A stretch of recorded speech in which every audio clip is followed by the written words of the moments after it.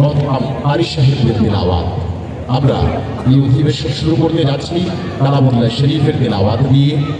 আমাদের এই অধিবেশনের সূচনা হচ্ছে যে গ্রন্থ দিয়ে, সেই গ্রন্থটি আমাদের খুবই কাছে, আমাদের খুবই পরিচিত, আমাদের খুবই প্রিয়, সকলের প্রিয় কারি জিয়াউল হক নাসিরের তেলাওয়াত দিয়ে সূচনা হচ্ছে আমাদের তৃতীয় অধিবেশনের কার্যক্রম।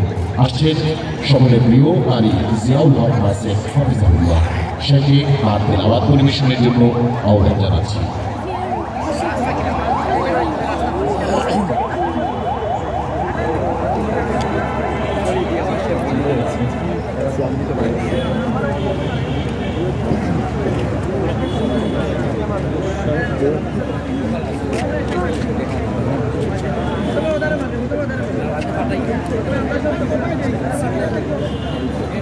বইটা